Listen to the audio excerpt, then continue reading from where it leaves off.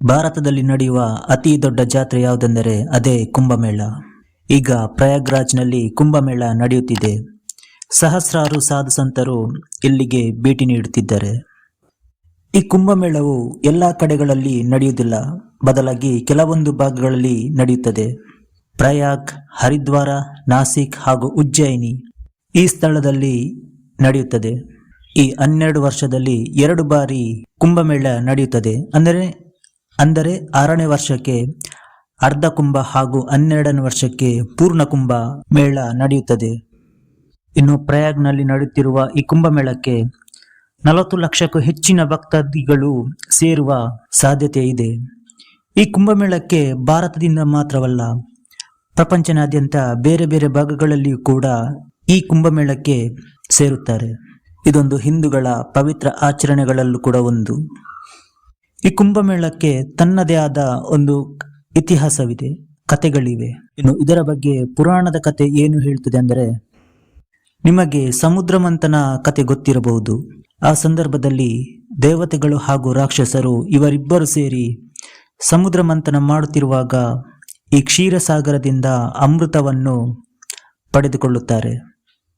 ಈ ಮಂಥನದಲ್ಲಿ ಸಂಪೂರ್ಣ ಅಮೃತ ಸಿಕ್ಕಿದ ನಂತರ ಈ ದೇವತೆಗಳ ಆಜ್ಞೆಯಂತೆ ಇಂದ್ರನ ಮಗ ಜಯಂತನು ಈ ಅಮೃತ ಕಲಶವನ್ನು ಹಿಡಿದುಕೊಂಡು ಆಕಾಶಕ್ಕೆ ಹಾರುತ್ತಾನೆ.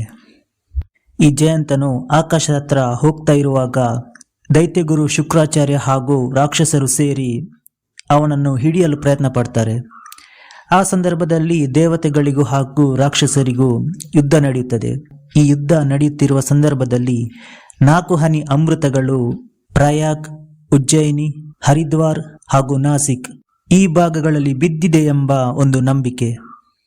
ಈ ರಾಕ್ಷಸರ ಹಾಗೂ ದೇವತೆಗಳ ಮಧ್ಯೆ ಈ 12 ದಿವಸಗಳ ಕಾಲ ಈ ಯುದ್ಧ ನಡೆಯುತ್ತದೆ. ಈ ಯುದ್ಧವನ್ನು ಅವರ 12 ದಿವಸ, ಇಲ್ಲಿನ ಮನುಷ್ಯರಿಗೆ ಅದು 12 ವರ್ಷಕ್ಕೆ ಸಮ. ಹೀಗಾಗಿ ಅದನ್ನು 12 ವರ್ಷಕ್ಕೆ ಈ ಕುಂಭಮೇಳ ಮಾಡ್ತಾರೆ. 6ನೇ ವರ್ಷಕ್ಕೆ ಅರ್ಧ ಕುಂಭಮೇಳ ಹಾಗೂ 12ನೇ ವರ್ಷಕ್ಕೆ ಪೂರ್ಣ ಕುಂಭಮೇಳ ಅಂತೇಳಿ. ಇನ್ನು ಆ ಯುದ್ಧದಲ್ಲಿ ಕೂಡ ದೇವತೆಗಳು ಗೆಲ್ಲುತ್ತಾರೆ.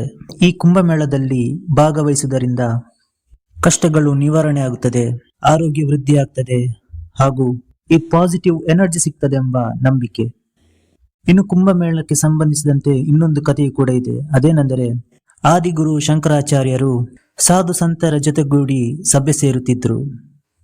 ಹೀಗೆ ವರ್ಷ ಕಳೆಯುತ್ತಾ ಅಲ್ಲಿ ನೆರೆದಿರುವವರ ಸಂಖ್ಯೆ ಹೆಚ್ಚಾಗ್ತಾ ಹೋಗ್ತದೆ. ಇನ್ನೊಂದು ಕಡೆ ಈ ಹಿಂದೂಗಳ ರಕ್ಷಣೆಗಾಗಿ ಮಾಡಿಕೊಂಡಂತಹ ಸಭೆ ಅಂತಲೂ ಕೂಡ ಹೇಳಲಾಗುತ್ತದೆ. ಹೀಗೆ ಕುಂಭಮೇಳಕ್ಕೆ ತನ್ನದೇ ಆದ ಒಂದು ಇತಿಹಾಸ ಇದೆ, ಒಂದು ನಂಬಿಕೆ ಇದೆ. ಇನ್ನು ಇಲ್ಲಿ ನಡೆಯುವಂತಹ ಕುಂಭಮೇಳಕ್ಕೆ ಸರ್ಕಾರದಿಂದ ಹದ್ದಿನ ಕಣ್ಣು ಇಡಲಾಗಿದೆ. ಸುತ್ತಲೂ ಡ್ರೋನ್ ಅನ್ನು ಇರಿಸಲಾಗಿದೆ, ಅಂದ್ರೆ ಯಾವುದೇ ರೀತಿಯ ಅಹಿತಕರ ಘಟನೆ ನಡೆಯದಿರಲಿ ಅಂತ. ಈ ಕುಂಭಮೇಳ ನಡೆಯುತ್ತಿರುವ ಸಂದರ್ಭದಲ್ಲಿ ಈ ನದಿ ನೀರಲ್ಲಿ ಮಿಂದು ಎದ್ರೆ ಪಾಪಗಳು ಪರಿಹಾರವಾಗುತ್ತದೆ ಎಂಬ ನಂಬಿಕೆಯೂ ಇದೆ. ಹಾಗಾಗಿ ಇಲ್ಲಿಗೆ ಕೋಟ್ಯಾನುಕೋಟಿ ಭಕ್ತರು ಭೇಟಿ ನೀಡ್ತಾರೆ.